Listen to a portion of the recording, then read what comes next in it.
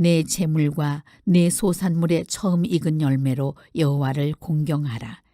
그리하면 내 창고가 가득히 차고 내 포도즙 들에 새 포도즙이 넘치리라. 오늘 맥주 감사주의를 맞이하면서 오늘 귀한 말씀 우리가 함께 나누길 원하는데, 나누기 전에 옆에 있는 성도들 바라보면서 우리 고백하며 인사하고 함께 나누기를 원합니다.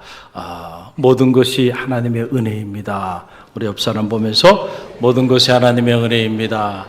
할렐루야.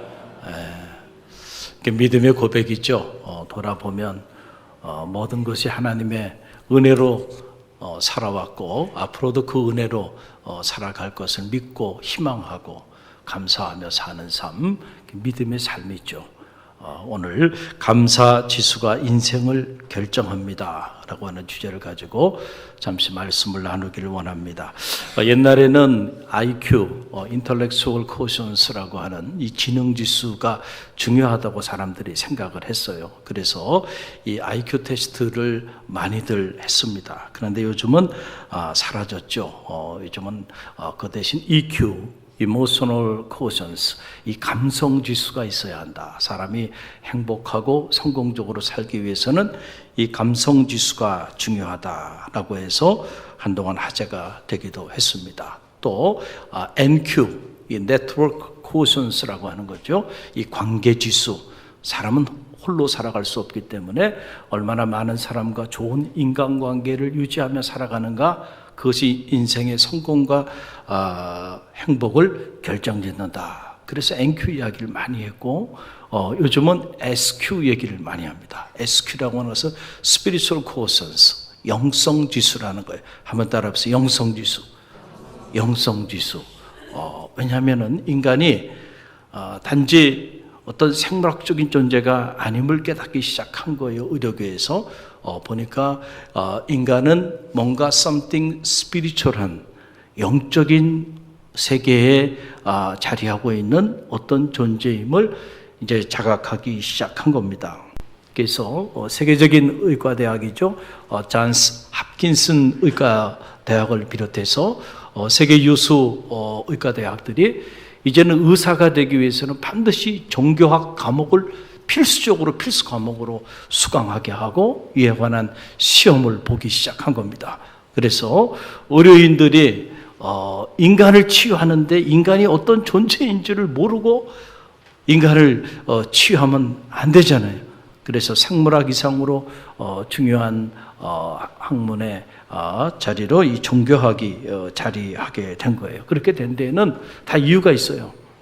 그동안에 이렇게 기독교 계통의 병원들에 의해서 이제 이 종교적 치유 행위가 이루어져 왔는데 그것이 과학적 통계를 내게 된 겁니다. 그래서 실제로 동일한 질병에 걸렸을 경우에 신앙을 가지고 있는 사람과 그렇지 않은 사람, 그리고 기도나 예배 등을 통한 이런 신앙적인 돌봄을 받고 지나는 사람과 그렇지 못하고 살아가는 사람 사이에는 완전히 이유가 다른 거예요. 그래서 신앙을 가진 사람이 동일한 질병에 걸려서도 훨씬 더 빨리 치유가 되더라.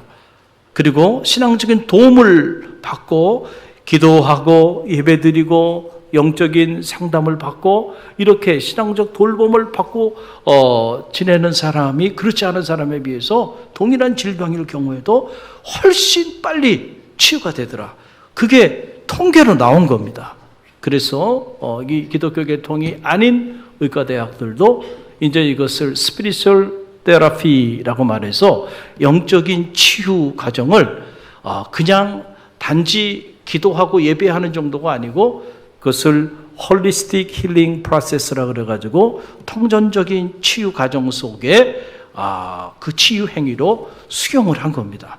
그래서 실제로 그런 치유 행위들이 서구 사회에서는 이미 정착이 되어 가고 있는 상황이고 우리나라에도 이 세브란스를 비롯해서 여러 의과대학들이 이제 이런 치유 행위에 관해서 문을 열고 점진적으로 수용하고 있는 그런 상황에 지금 자리하고 있는 거죠. 또 최근에 심리학에서 가장 중요하게 여기는 지수 중에 하나가 바로 뭐냐면 TQ입니다. TQ. 이게 뭐냐면 Thankful Quotients라고 하는 건데 감사지수라는 거예요. 한번 따라해보세요. 감사지수. 이게 중요하다. 여러분, 지금 현대 그 심리학의 흐름은 어떻게 되냐면은 두 가지 큰 흐름이 있어요. 하나는 긍정의 심리학이라고 하는 흐름, 또 하나는 행복의 심리학이라고 하는 두 심리학이 세계 심리학계를 지금 주도해 나가고 있는데, 이 두 심리학의 근간을 이루는 핵심적인 키워드가 뭐냐면 바로 감사입니다. 감사. 왜 긍정의 심리학, 행복의 심리학이 이렇게 흥황하게 됐냐면은 현대 와서 사람들이 보면 문명의 이 길을 우리가 그 어느 때보다도 많이 누리고 있는데, 그래서 겉은 화려해졌어요. 겉은 멀쩡한데 내면에 들어가 보니까 그 마음이 다 무너져 내려야 돼. 마음의 전쟁이 일어나고 있고 마음의 질병으로 고통 가운데 살아가는 현대인들을 보게 된 거예요. 그래서 병든 마음을 치유하고, 그리고 자신이 가지고 있는 그 잠재 능력을 최대한 발휘하는 그런 성공적인 삶을 살게 하기 위해서 필요한 심리학으로 등장한 게 이 긍정의 심리학, 그리고 행복의 심리학인 겁니다. 그런데 이 심리학의 그 키워드가 다른 게 아니고요, 감사해요. 감사할 때 긍정의 에너지가 우리 안에 자리하게 되고요, 감사할 때 우리가 행복한 삶을 살게 됩니다. 이 사실을 과학적으로 심리학자들이 연구를 해서 그 결과 보고를 지금 보고하고 있는 그런 상황이에요. 여러분, 서울 아산병원 있죠? 서울 아산병원 여러분 홈페이지에 들어가 보면 거기에 정신과 수련이 정신건강 칼럼이 이렇게 쭉 나오는데, 최근에 제가 읽은 칼럼 중에 하나가 뭐냐면 행복의 심리학, 내가 행복해야 하는 이유라고 하는 그런 제목의 정신과 전문의의 칼럼입니다. 보니까 두 가지를 얘기하더군요. 하나는 행복은 전염이 된다고. 행복은 뭐가 된다고요? 전염이 된대. 그래서 하버드 대학의 연구 결과를 이렇게 소개하고 있는데 이겁니다. 실제로 내가 정말 행복한 삶을 살면 나로 인해서 내 주변에 있는 지인들이 행복할 수 있는 가능성이 훨씬 더 높아진다는 겁니다. 이해가 되시겠죠? 내가 행복해. 그러면은 나랑 가장 가까이 있는 가족이나 가장 친한 친구들, 이걸 1단계로 봤는데 그 사람들이 행복할 수 있는 확률이 15%나 증가된다는 거예요. 영향을 끼친다는 거예요. 그 다음에 2단계, 내 친구의 친구 정도 되는 그런 단계죠. 그 단계 사람들에게 내가 정말로 행복하면 그 사람이 행복한 삶을 살아갈 수 있도록 영향을 주는데, 그 영향이 한 10% 정도의 그 사람이 행복할 수 있는 그런 확률이 높아진다는 거예요. 나로 인해서. 또 3단계는 내 친구의 친구의 친구. 나로 인해서 내가 행복하면 아마 친구의 친구 정도는 글쎄요, 한 6개월에 한 번 만날까요? 그러나 그 짧은 만남을 통해서 그에게도 나의 행복의 에너지를 나눠주게 돼서 한 6% 정도 그가 나로 인하여 행복한 삶을 살 수 있는 가능성이 늘어나게 된다. 할렐루야. 또 하나, 행복이라고 하는 것은 내가 참 난 너무 행복해, 정말로 내가 행복하다고 하는 그런 마음을 갖게 된다고 한다면 그것은 단지 정서적으로 우리가 기분이 좋아지고 이런 단계가 아니고요, 그 단계를 넘어서서 실제로 우리 안에 내재된 그 잠재력을 충분히 fully 발휘할 수 있는 그런 동력이 된다는 거예요.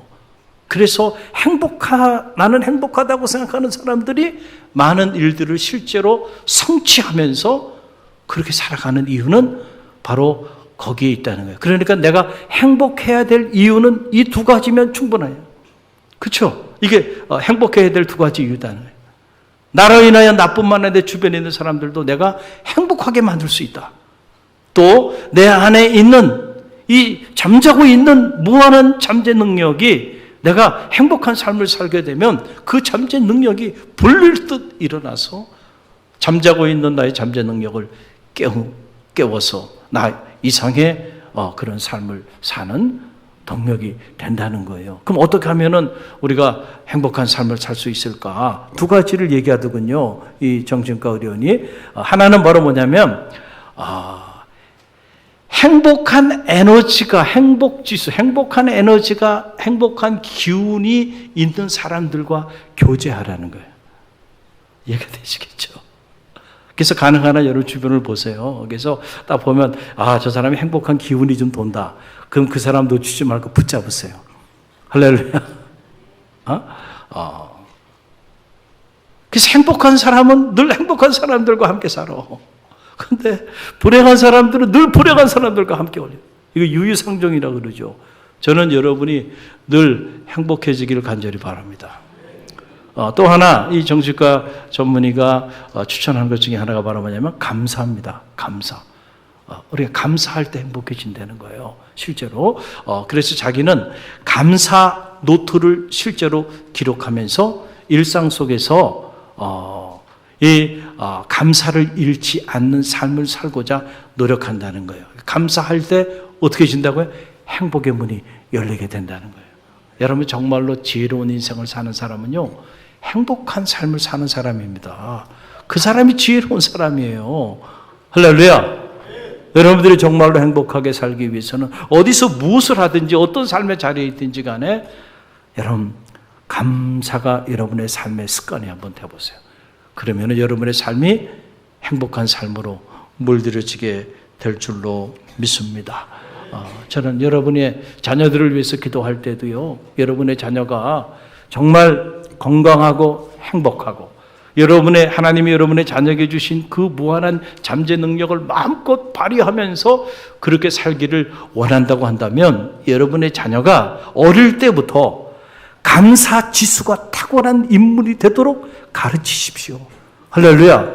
그래야 그 아이가 건강하고 행복하고 자기에게 준 재능을 마음껏 발휘하는 그런 사랑받는 자녀로 인생을 살게 돼요.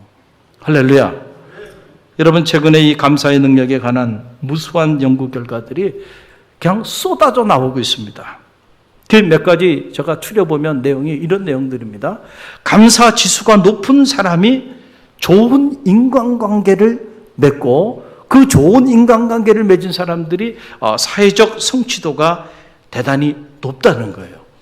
이 하버드 대학의 이 연구 결과에 의하면 이 하버드 대학에서 성공한 CEO들을 대상으로 해서 연구를 했는데 보니까 바로 이런 결과가 나온 거예요. 인간관계의 능력이 성공과 행복을 달성하는데 무려 85%나 영향을 미쳤다는 거예요. 뭐가요? 인간관계의 능력.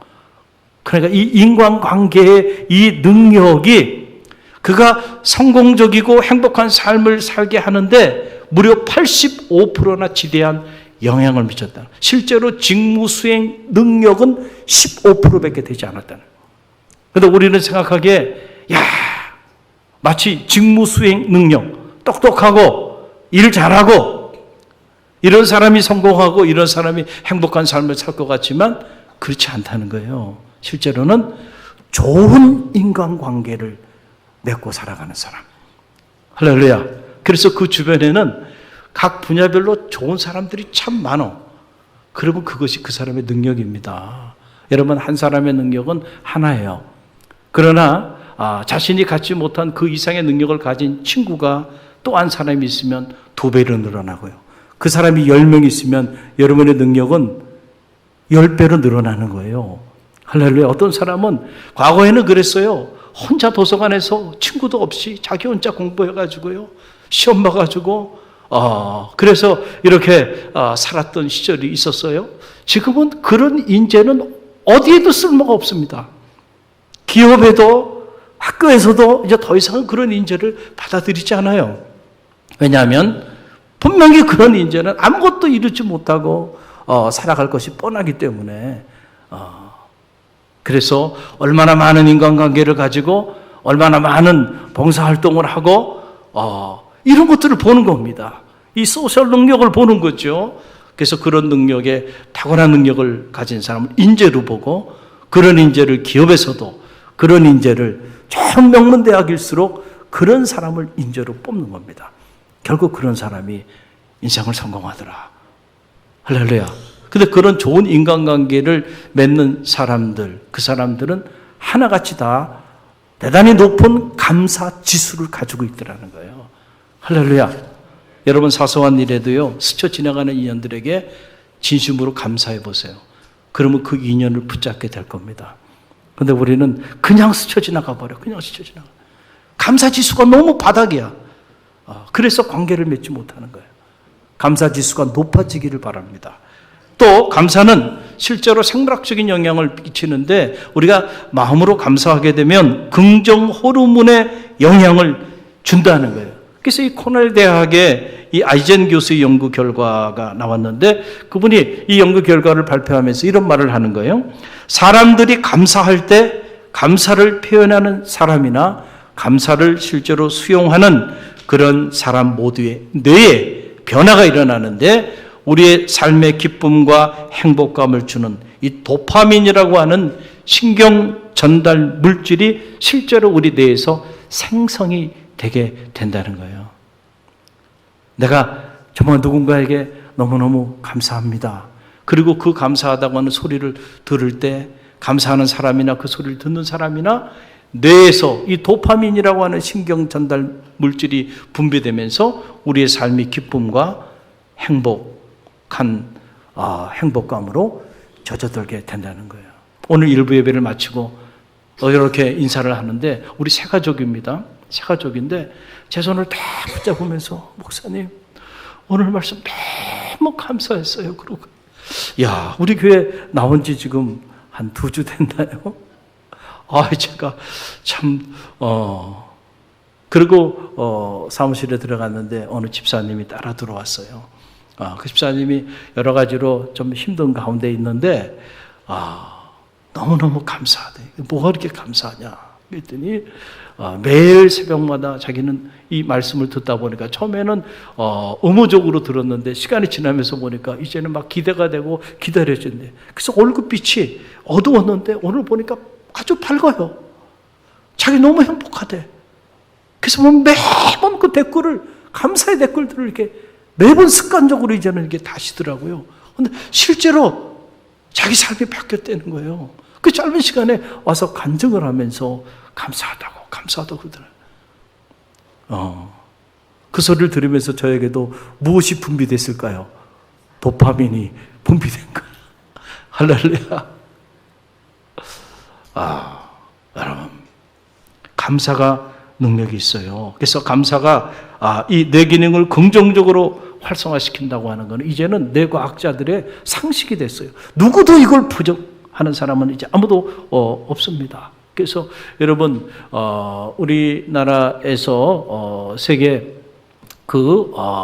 의료지에 논문을 출간해가지고 새로운 그 정신과 병명을 이렇게 세계 의료지에 게재한 것 중에 하나가 바로 뭐냐면 화병입니다. 화병. 실제로 그 이름이 화병입니다. 화병. 화가 이렇게 많은 거야. 우리가 이게 한이 많이 쌓여 있거든, 우리 민족이. 이게 한 많은 민족이에요.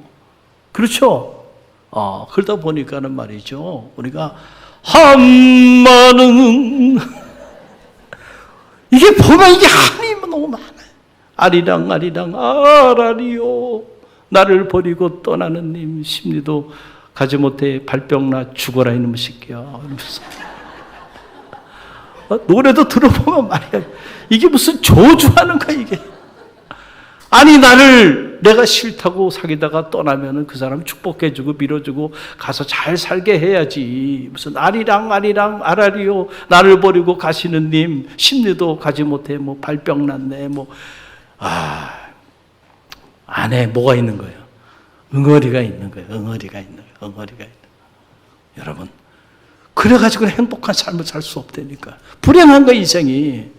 그런데 이 화평, 그리고 우리 안에 있는 이 마음의 이 모든 질병들, 근심과 걱정, 염려, 불안, 공포, 시기, 질투, 이 온갖 우리 삶을 불행에 구덩이에 집어넣는, 여러분, 이런 마음들을 한순간에 해결할 수 있는 길은 뭐냐면 감사입니다. 여러분, 감사하면 한순간에 사라져. 떠나는 이도 감사, 찾아오는 이도 감사. 할렐루야. 정말로 여러분, 감사지수가 높은 사람은요, 화병에 걸리지 않습니다. 감사지수가 높은 사람은요, 우울증에 걸리지 않습니다. 감사지수가 높은 사람은요, 언제나 행복한 삶을 삽니다.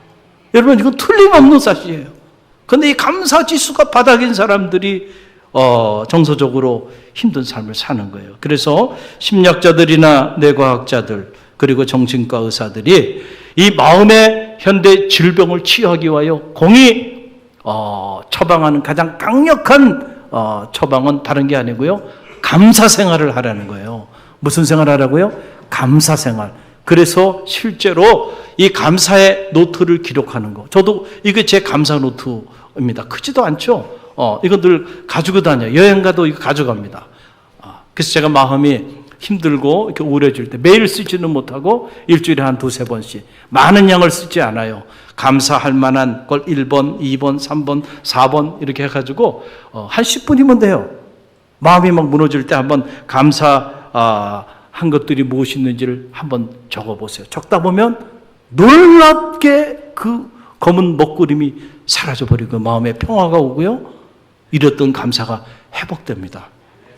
실제로. 그래서 그 의료진들이 이 감사 노트를 추천하는 거예요, 실제로. 그러면서 몇 가지 원칙을 제시하는데 그 내용을 보니까 첫째는 큰 것보다 작은 것에 감사하라는 거예요. 우리는 뭔가 감사할 게 있어야죠, 목사님. 아니야. 오늘 여러분이 이 거룩한 성일, 하나님의 아름다운 성전에 나와서 예배 드리는 것 자체도 감사한 일이죠. 이것도 감사한 거예요, 이게.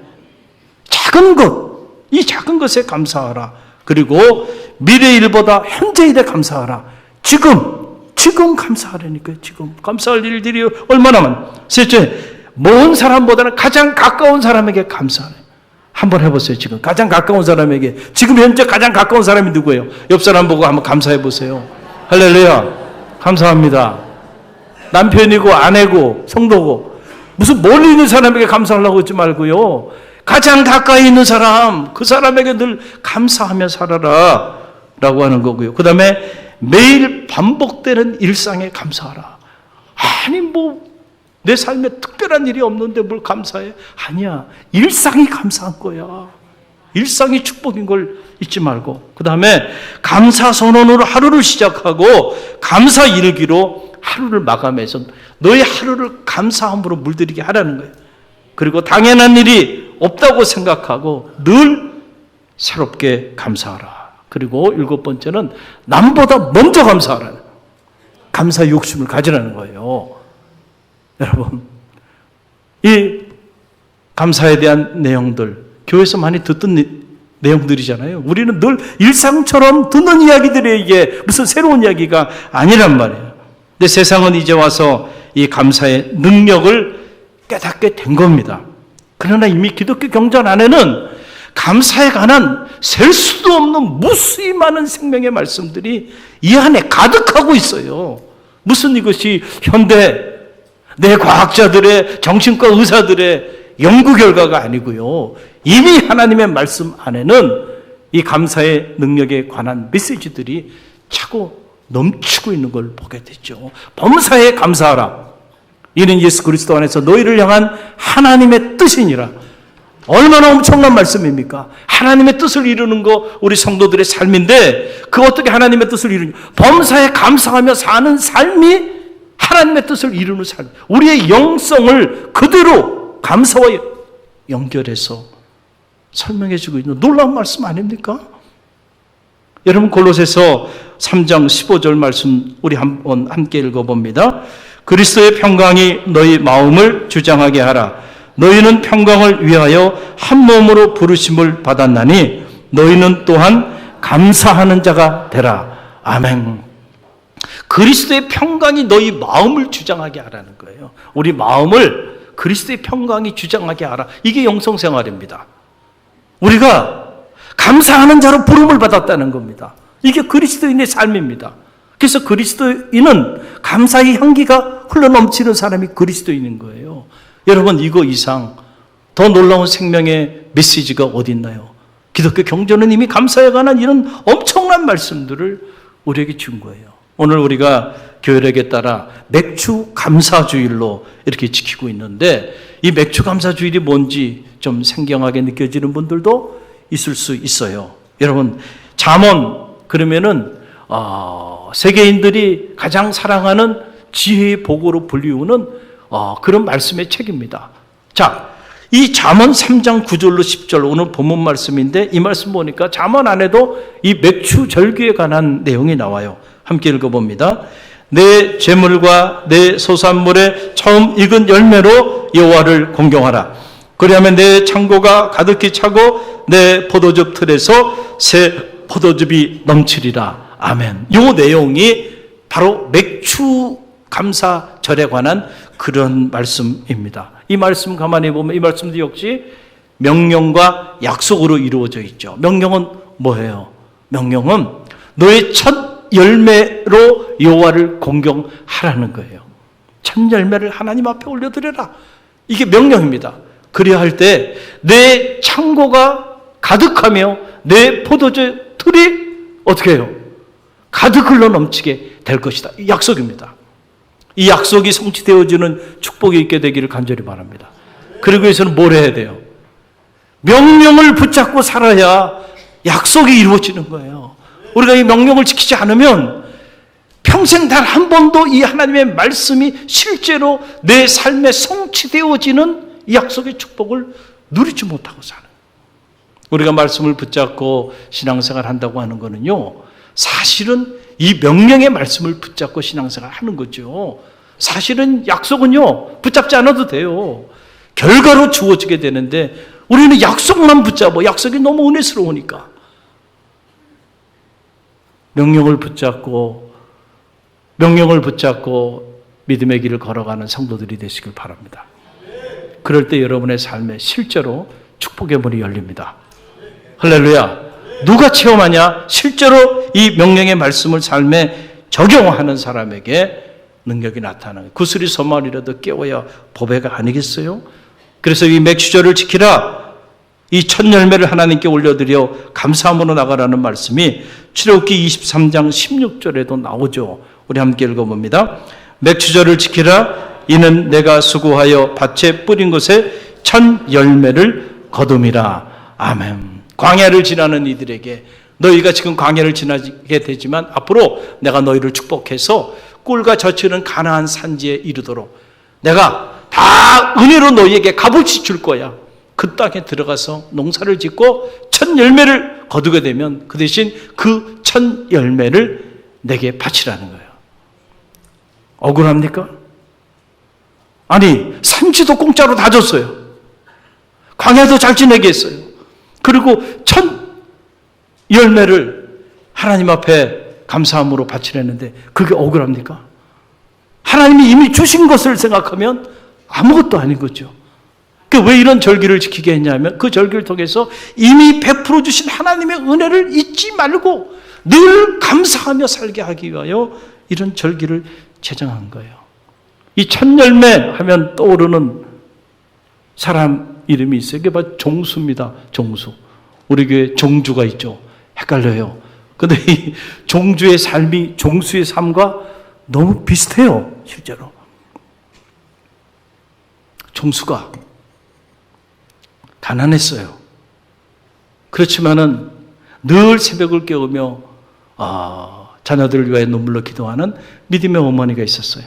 고마웠어요. 어머니의 사랑이. 그래서 그 사랑에 보답하고 싶었어요. 그래서 결심하고 또 결심했어요. 그래서 열심히 공부했어요. 그때 하나님께서 종수에게 지혜를 주셨어요. 그래서 종수가 서울대 의과대학을 수석으로 입학했어요. 그리고 의과대학을 졸업하고 서울대 병원에 인턴으로 이렇게 일을 하게 됐어요. 첫 봉급을 탔습니다. 종수가 어릴 때 마음에 내가 의사가 돼서 첫 봉급을 타게 되면 그걸 가지고 어머니 겨울에 추운데 속옷도 사드리고, 그리고 한번 엄마하고 불고기 한번 마음껏 한번 먹어보고 싶다. 그래서 그런 생각을 가지고 봉투째 어머니한테 가져가서 어머니 첫 봉급이에요. 그리고 내어드리면서 어머니 이제 백화점에 가서 속옷도 내복도 사고요. 그리고 가서 맛있는 불고기도 함께 먹어요. 그랬더니 그 모습을 지켜보던 이 종수의 어머니가 이렇게 말하는 거야. 종수야, 기왕 믿을 바에 잘 믿자. 그러면서 지금까지 하나님의 은혜로 우리가 살아왔으니 앞으로도 그 은혜로 살게 될 거야. 타협하지 말고 깨끗하게 살자. 이건 내가 처음 받은 첫 월급이니 첫 열매야. 그러니까 이것은 하나님의 것이야. 우리 것이 아니야. 그리고는 그것을 그 다음 주일날 몽땅 하나님께 첫 열매로 하나님께 봉헌하여 드린 거예요. 할렐루야. 그리고 보름이 지났습니다. 의사고시를 봤는데 의사고시 결과가 왔는데 보니까 전국에서 1등을 한 거예요. 그래서 상금이 나왔는데 그 상금을 보니까 정확히 첫 봉급의 2배야. 할렐루야. 그래가지고 종수가 너무 기뻤어요. 그래서 그걸 들고 종수가 어머니를 찾아온 거예요. 이제는 어머니 이거 가지고 맛있는 불고기도 먹고 어머니 속옷도 사드릴 수 있다. 그리고 달려와서 어머니 앞에 어머니 상금 땄어요. 그러면서 어머님 앞에 내어드렸더니 어머니가 빙그레 웃으면서 종수야, 너 상금 타본 적 있니? 아니 처음인데요. 그래, 그럼 이건 천열매 아니냐? 우리 것이 아니다. 하나님께 바치자. 그러면서 우리가 지금 당장 바치지 않으면 마음에 시험이 들 수 있으니까 주일까지 기다릴 수가 없다. 그 다음날 새벽 기도에 나가서 그 상금 탄 거 몽땅 누구에게 바쳤다는 거예요? 하나님께 첫 열매로 바쳤다는 거예요. 여러분, 이 종수가 누구예요? 우리가 너무 잘 알고 있는 인물이죠. 세계적인 암 전문 의학 박사 원종수 박사님의 실제 이야기입니다. 그 어머니의 그 아들이에요. 뼛속 깊이 하나님의 은혜에 감사하며 살았던 한 어머니의 삶이 이런 원종수 박사 같은 그런 인물을 낳게 만든 거예요. 우연이 아닙니다. 실제로 하나님의 말씀이 성취되어지는 것을 우리 가운데 보여준 거예요. 그래서 이 원종수 박사의 그 간증의 이야기들을 제가 유학생활 할 때 시간이 없어가지고 늘 쫓기고 있는데 저희 어머님이 그거를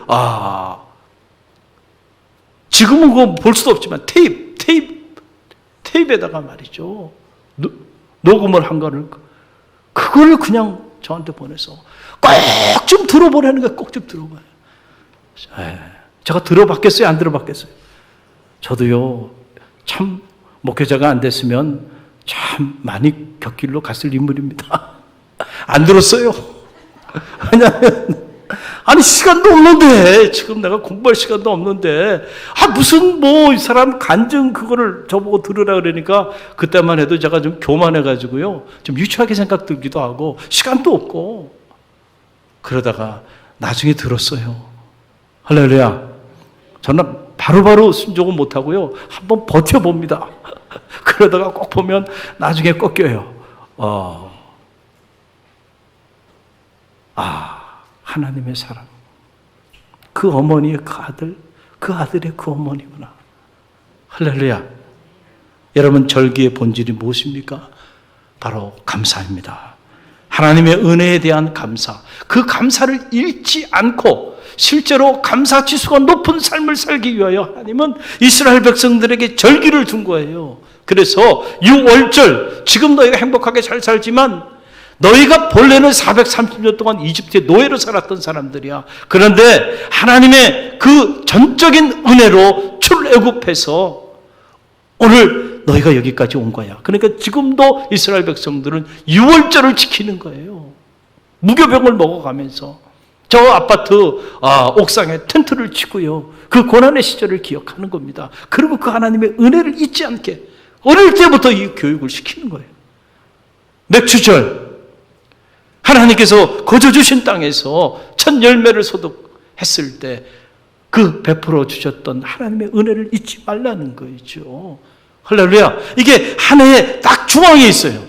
그래서 지난 반년 동안 베풀어 주신 은혜 기억하고 감사하라는 거예요.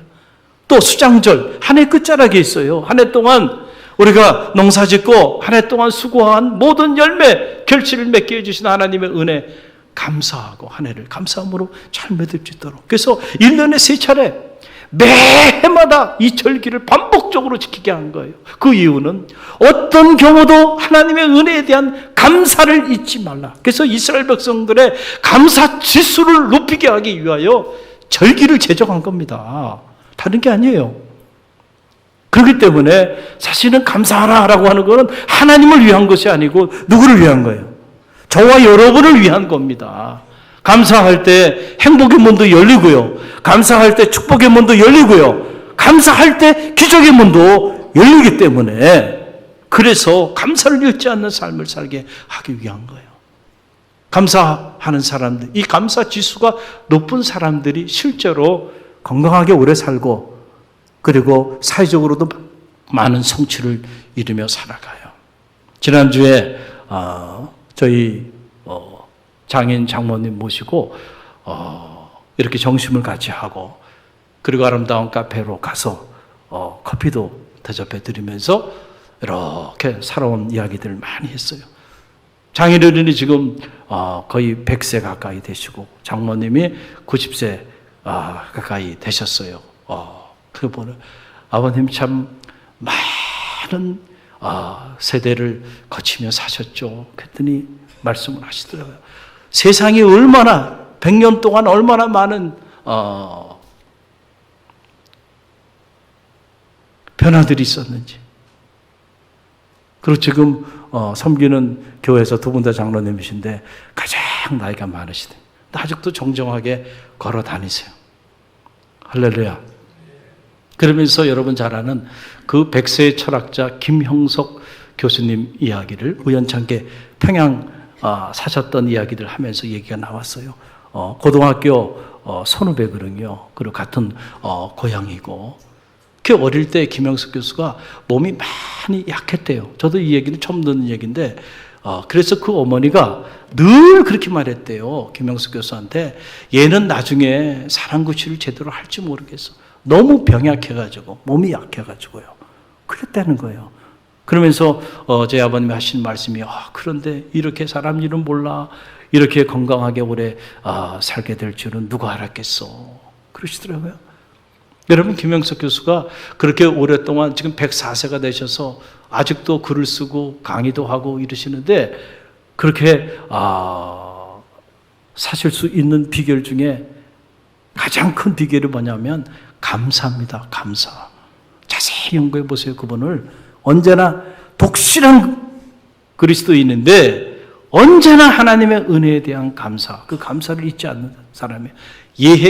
행복 예습이라고 하는 책이 있는데 그 책에도 보게 되면 이 감사에 관한 그런 기록을 우리에게 남겨주고 있는 걸 보게 돼요.